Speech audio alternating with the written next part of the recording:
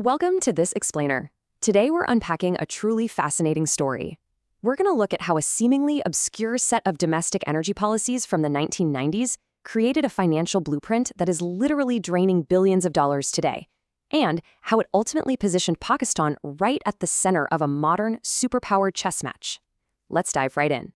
Here's our roadmap for today. We'll start with the dependency trap, move on to the 1994 IPP blueprint, look at the pivot to China, calculate the price of power, and finally wrap up with geopolitical friction and pushback. Section 1. The Dependency Trap. Understanding the core and the periphery. So before we can really talk about the modern headlines, we kind of need a lens to understand decades of history, right? To do that, we have to look at dependency theory. In international relations, you often have a less developed periphery state that relies heavily on a dominant, wealthy core state. Because of this unequal dynamic, the core state basically gets to shape the dependent state's policies to serve its own interests. And this concept perfectly frames Pakistan's early history, where urgent economic and security needs pushed it to rely heavily on a dominant core, which was the United States. Following its independence in 1947, Pakistan was facing massive strategic and economic shortcomings. To overcome these, it moved firmly into the U.S. bloc. By 1954 and 55, it had joined the CETO and CENTO security alliances. And, this pattern of reliance just continued, all the way into the 2000s with the War on Terror. To sustain itself, Pakistan required heavy foreign aid and military assistance, which cemented its status as a classical periphery state. Section 2. The 1994 IPP Blueprint. The mechanics of foreign investment. Okay, so how does this broader international reliance actually manifest in domestic economic policy? Well, to answer that, we really have to look at the power sector. Back in the 90s, Pakistan was dealing with a crippling energy deficit, one that was costing the economy an estimated 2% of its GDP every single year. The government simply couldn't afford to build power plants on its own, so they issued the 1994 Policy Framework. It was the blueprint that established the Independent Power Producer, or IPP model, and it was designed to urgently attract foreign investment. But to get that foreign money in the door, the incentives had to be incredibly favorable. Investors were offered an 18% guaranteed profit margin on their equity, and crucially, they were given guaranteed capacity payments. Think of this like paying a massive permanent mortgage on a house whether you live in it or not. Investors got paid to cover their debt and secure their returns, even if the government didn't actually need the electricity that day. Their profit was completely insulated from demand, and it was guaranteed in US dollars. Sure, it solved the short-term crisis, but it created a staggering, long-term dollar burden for the economy. Section 3. The Pivot to China. Moving to the semi-periphery. Fast forward a bit to 2013, and Pakistan attempts a massive strategic maneuver to break out of this historical dependency cycle. This brings us to a fundamental shift in alliances. Historically, the relationship with the U.S. was heavily geostrategic, heavily focused on regional security and reliant on aid. But the launch of the China-Pakistan Economic Corridor, or CPEC, changed the game. It transformed Pakistan's primary international relationship from a narrow security framework into a massive geo-economic partnership that was focused entirely on infrastructure and trade. And the scale of this pivot is just staggering, $25 billion. That is the amount of direct investment CPEC brought into Pakistan, targeting things like highways, ports, and, critically, energy generation. This massive influx of capital was designed to elevate Pakistan's GDP and transition it from a classical periphery state into a developing semi-periphery nation, one capable of more independent industrial growth.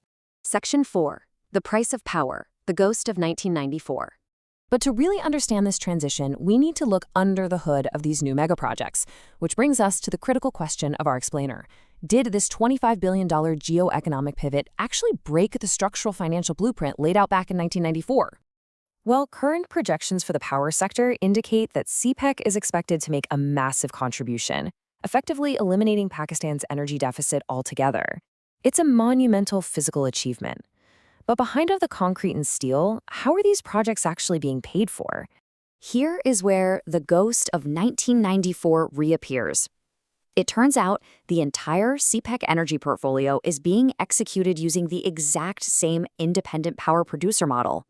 Chinese companies borrow from Chinese state banks, they built the plants as IPPs, and they're guaranteed a 17% rate of return on their equity paid in US dollars. So, the source of the capital shifted from west to east, sure, but the underlying structural financial burden of the 1994 blueprint, It persists almost exactly as it was. Now, according to the IMF, there is undeniably a massive, positive direct contribution to Pakistan's GDP during the construction and early operation phases of these CPEC projects. Infrastructure gets built, jobs are created, and power flows. But because of those guaranteed dollar returns, it comes with a formidable macroeconomic catch. $3.5 to $4.5 billion. That is the IMF's projection for the annual cash that is expected to leave the country just to service these new energy projects by the 2024 to 2025 fiscal year. This covers loan repayments, profit repatriation, and fuel imports. It is a massive, reoccurring bill that drains Pakistan's foreign currency reserves, putting incredible pressure on the broader economy. Section 5: Geopolitical Friction and Pushback. So now let's zoom out and map these economic realities onto the global chessboard. It helps us understand why this specific economic corridor is causing so much international friction. You see, CPEC is at the center of deeply contrasting worldviews. From the perspective of Beijing and Islamabad, CPEC is a mutual game changer. It's all about peaceful economic integration, ending power blockouts, and connecting China's landlocked western provinces directly to the Arabian Sea via the Gwadar port.